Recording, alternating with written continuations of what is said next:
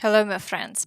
Today we'll start with the fact that another round of negotiations has ended without any results.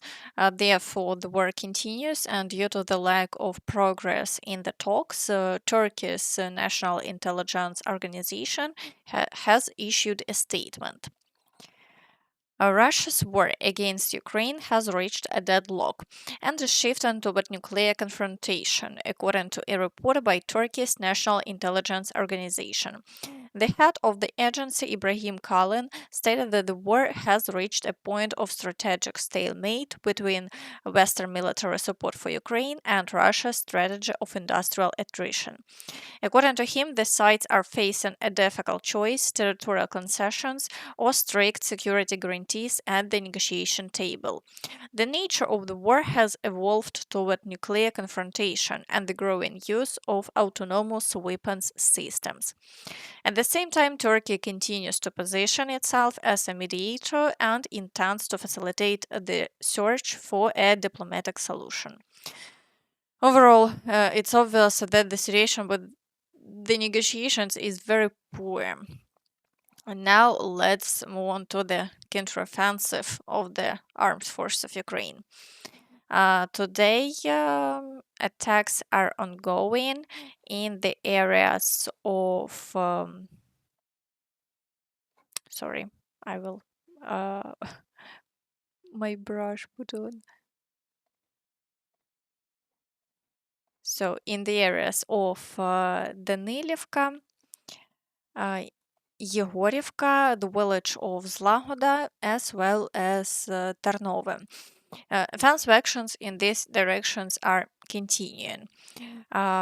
In the area of Huliaipole, the situation is extremely difficult. The armed forces of Ukraine are carrying out counterattacks there, but Russian forces are not stopping the offensive either. As a result, in some locations, there are essentially head on battles taking place. And the Russians also continue heavy shelling of frontline areas, but so far there have been no new changes over the past 24 hours. On the Zaporizhzhia front, Russian forces are assaulting Stepnohirsk, while the armed forces of Ukraine are conducting counterattacks and trying to stabilize the situation. Over the past day, there have been no new developments there either. On the Kherson front, Russian forces are attempting to break through in the areas of Hola Pristan and the Antonivsky Bridge. However, they haven't achieved any success, and the situation hasn't changed for the past 24 hours. And now let's move on to the situation at the border. In the Sumy direction, Russian forces haven't carried out any new assaults. However, there are issues along the border in the Sumy region. The Russians claimed they had captured a new village, Kharkivka, and confirmed the entry into the village with a video. Russian forces published a video showing their group entering the border village of Kharkivka, Gluchiv direction, Sumy region. Russian activity in this section of the border has been recorded before.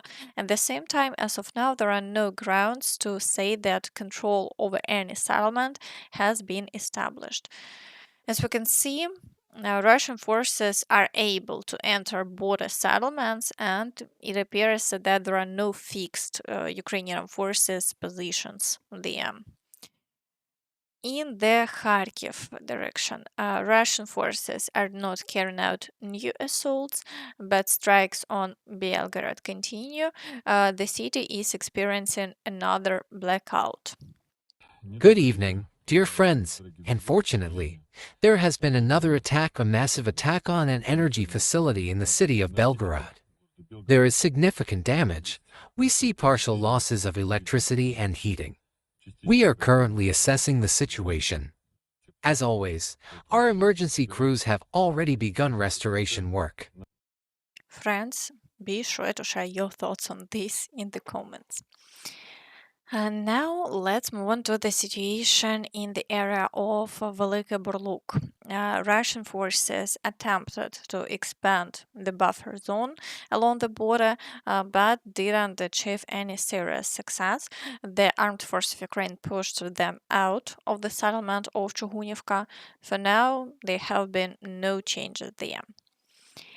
In the Kupiansk direction, Russian forces are assaulting Kurilivka and Novosynove, but over the past 24 hours, there have been no significant changes and all attacks have been repelled. In the Borova area, Russian forces are attacking only Druzhelyubivka today. Activity has decreased again, and there have been no changes along the front line. In the Lyman direction, activity has decreased. Yes, again, Russian forces are assaulting Stavky and pushing through the fields from Zarychne toward Lyman. However, the armed forces of Ukraine are successfully repelling all attacks, and there have been no changes along the front line. In the Sloviansk direction, Russian forces are assaulting Riznakivka and advancing toward Pokrovsk, Dronivka, and Zakitne. There is also a high number of artillery strikes and FPV drone attacks in this area. However, there have been no changes along the front line. In the Kostiantynivka direction, Russian forces are actively pushing toward the city and attempting to outflank it. The situation here is deteriorating, and soldiers of the armed force of Ukraine have shared details about the current situation. We are holding the southern flank of the city firmly, not giving up the initiative and not allowing the Russians to build momentum. The defense is holding, the line is not collapsing. Ilyinivka and Bereztok remain areas of constant contact. The Russians are conducting systematic infiltrations in small groups, probing for weak spots and attempting to gain a foothold.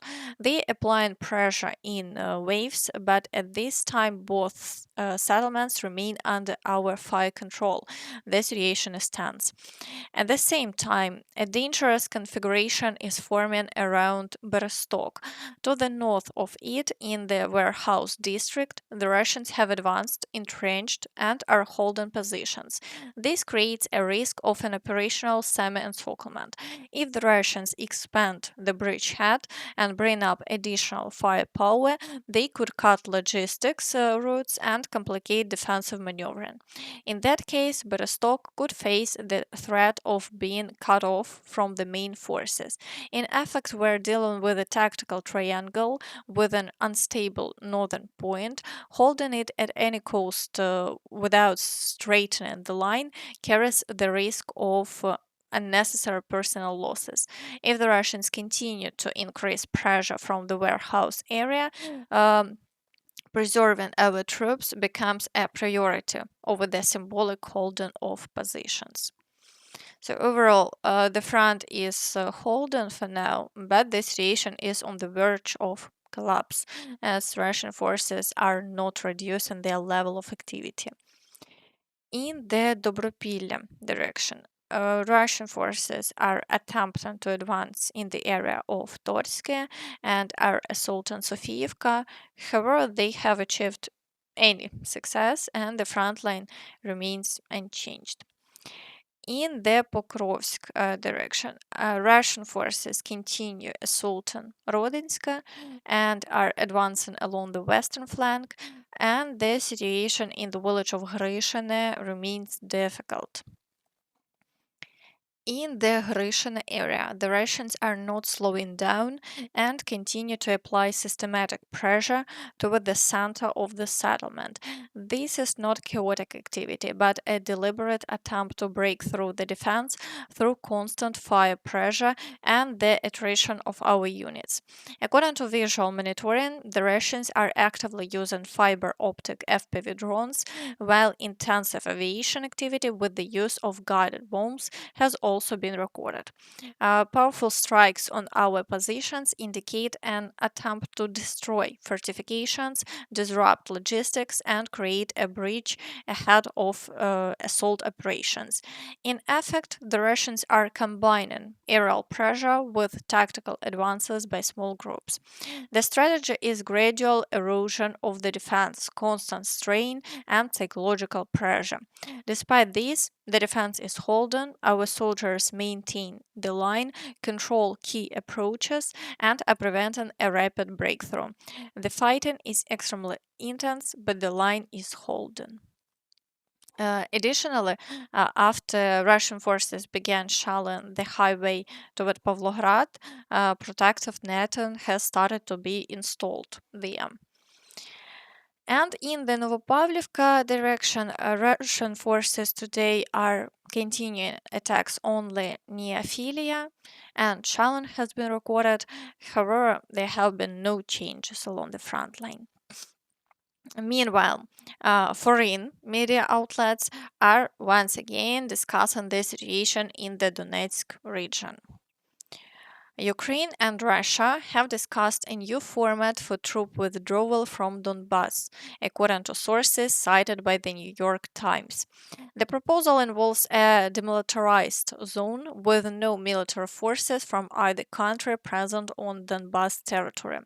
This revives a proposal that was included in previous peace plans, including the 28-point plan put forward by the Trump administration in November, the publication notes.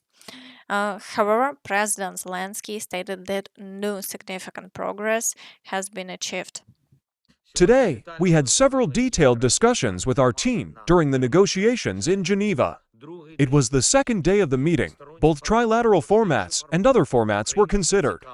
Ukraine is interested in a result. As of today, we cannot say the outcome is sufficient. The military addressed some issues seriously and substantively. Sensitive political questions, potential compromises, and necessary leaders' meetings have not yet been fully resolved. We are counting on the next meeting, which ideally should take place in February. It is important that European countries were present: France, the UK, Germany, Italy, Switzerland, as the host side. In Ukraine, we always emphasize that Europe should be an active participant in this process. Meanwhile, in the Russian State Duma, officials claimed that they rebuilt Poland, and therefore Poland should be grateful that they can live there today. On February 18, 1945, the government of liberated Poland, liberated by our Soviet troops from the fascists, appealed to the leadership of the Soviet Union for help to save them from hunger and cold, and requested resources to rebuild Warsaw. At that time, our country was devastated, and people were undernourished themselves, but we did everything we could to help. And today, Tusk, whose grandfather fought for the fascists, comes to the leadership of Poland along with other descendants of those who helped the fascists, taking not just an unfriendly stance toward our country, but showing malice and hatred. On this day, it would be proper to remind Poles that many of them live today thanks to our soldiers and officers who died liberating Poland, over 600,000. Think about it. We fed and sheltered Poles, rebuilt their country while ours was still in ruins. And today, these Tusks make such insulting statements. Half of Warsaw stands on our foundation. Overall, Russia once again shows that they are delusional and ready to seize new territories, while forgetting that they are essentially stuck in place. Meanwhile, the former U.S. Secretary of State stated that Ukraine needs to be given much more weaponry to ensure a just peace. If you want a just, lasting settlement in Ukraine, you have to better equip Ukraine. You have to give them long-range missiles. You have to give them really adequate, functioning air defense systems. That's the only thing that Putin will understand. I think Donald Trump's withdrawal of American support for Ukraine is not only disgraceful and a total abdication of Western values, human values, but it's really counterproductive. Because if he thinks that he can dominate the Western Hemisphere and literally give Europe to Putin, he's mistaken. And the Europeans have to be the first to demonstrate that. Overall, it's clear that Ukraine essentially needs a lend-lease from the US to defeat Russia, but so far it's all talks. Long-range missiles still haven't arrived. But friends, be sure to share your thoughts on this in the comments. And that's all from me, so please don't forget to like this video, subscribe to the channel, and hit the notification bell to stay updated on all the latest news. Thank you for watching, and see you next time. Bye bye.